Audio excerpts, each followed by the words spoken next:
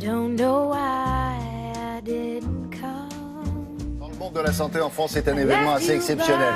Ça se passe à l'Assemblée nationale. Ce sont des députés qui ont demandé la reconnaissance de la fibromyalgie en tant que maladie. Alors vous direz, avant, c'était quoi? C'était une sorte de syndrome. Exactement. Et c'est déjà une victoire. Pour qui? Pour le million de personnes qui souffrent de cela. Et cette reconnaissance, alors c'est pas fini, parce qu'il faut qu'elle soit concrétisée par le vote d'une loi cette année. Bon, enfin, c'est déjà pas mal. Ça devrait changer en profondeur la prise en charge des patients. Alors d'abord, la définition de la fibromyalgie. Alors la fibromyalgie, c'est ce qu'on a appelé pendant très longtemps le mal partout, c'est-à-dire une sorte de cocktail de douleurs chroniques, de fatigue, de déprime, de troubles du sommeil. C'est d'ailleurs assez compliqué à diagnostiquer parce que tous les patients ne souffrent pas exactement de la même façon, les symptômes varient. Certains patients sont très très douloureux et très handicapés. Le diagnostic est complexe aussi parce que quand on fait des analyses, quand on fait de l'imagerie médicale, analyse de sang par exemple, en général, c'est normal. Et ce qui explique que certains patients ont été traités de malades imaginaires.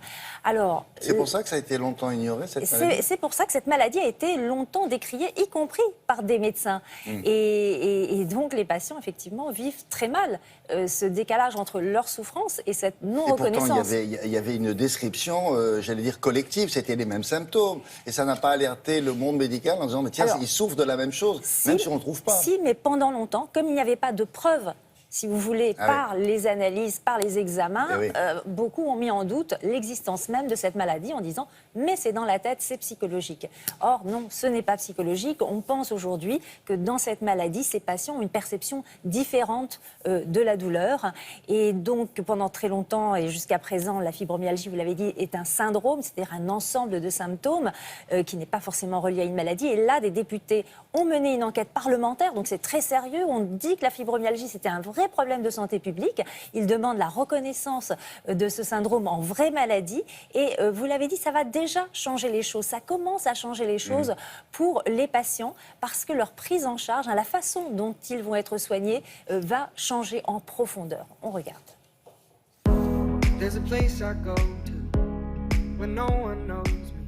Le fait que la fibromyalgie soit reconnue comme une maladie et non plus comme un syndrome, comme c'est le cas aujourd'hui, va améliorer le regard que les autres vont avoir sur les patients. C'est une maladie très invalidante, on est douloureux tout le temps, on est fatigué tout le temps, mais certaines personnes peuvent penser que c'est un peu dans notre tête, qu'on s'écoute un peu trop. Si ça pouvait faire diminuer le nombre de médecins qui ne reconnaissent pas la fibromyalgie, ça, ce serait vraiment une grande avancée pour les patients. Bonjour. Les douleurs sont quasi permanentes, diffuses un peu partout. Tout fait mal. Tout fait mal, tout le temps. Il n'y a que le repos qui m'aide. La fibromyalgie a été longtemps décriée parce qu'on ne voit rien sur les analyses médicales, sur les examens complémentaires, l'imagerie.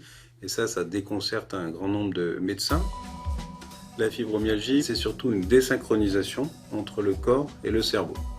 C'est-à-dire que les informations qui viennent du corps sont mal décodées par le cerveau. Et donc, il va être envahi par tout un ensemble d'informations, douleurs, fatigue, crampes, tout un ensemble de symptômes qui forment la maladie fibromyalgique.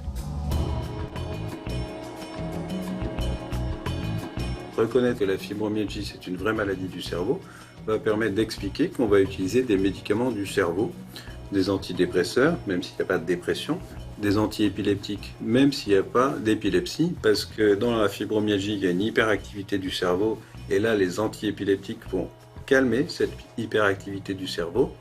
Et il y a aussi une hypersensibilité à la moindre stimulation douloureuse, et là, les antidépresseurs bloquent le message qui vient du corps, qui est douloureux.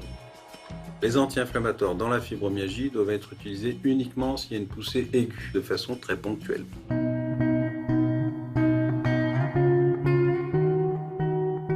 La reconnaissance de la fibromyalgie comme maladie, on l'espère, va aussi permettre d'élargir les champs des possibles pour les patients, et en particulier d'avoir accès aux médecines complémentaires. Par exemple l'acupuncture, l'hypnose, l'ostéopathie, la balnéothérapie, le support, le soutien psychologique, tous ces éléments-là sont fondamentaux pour une maladie où les symptômes sont multiples. Vous allez me dire exactement où se situe le territoire douloureux. D'accord. Aujourd'hui, beaucoup de patients atteints de fibromyalgie ne sont pas pris en charge à 100%. Vous allez régler juste l'intensité. Si demain, la maladie est reconnue, ça devrait permettre la reconnaissance en affection de longue durée et donc d'être pris en charge à 100% pour l'intégralité des soins dont un patient atteint de fibromyalgie a besoin. Bon, là, on a vu des médecins qui savent apparemment de quoi oui. ils parlent. Bien sûr. Et donc, mais ce n'est pas le cas de tous leurs confrères. C'est-à-dire que les députés demandent effectivement dans leur rapport d'enquête parlementaire que les médecins soient mieux formés à cette maladie dans les universités. C'est une des mesures phares qu'ils proposent. L'idée, c'est aussi de raccourcir les délais de diagnostic parce qu'il y a une sorte d'errance, comme on dit, une errance diagnostique. C'est-à-dire que les patients vont attendre de nombreuses années. Ils vont aller d'un médecin à l'autre avant de savoir de quoi ils souffrent exactement. Ils vont faire du nomadisme médical. Ça, oui, ça c'est assez courant. Donc une meilleure formation des médecins aussi sur cette maladie permettrait de raccourcir les délais diagnostiques. Merci Brigitte, à plus tard.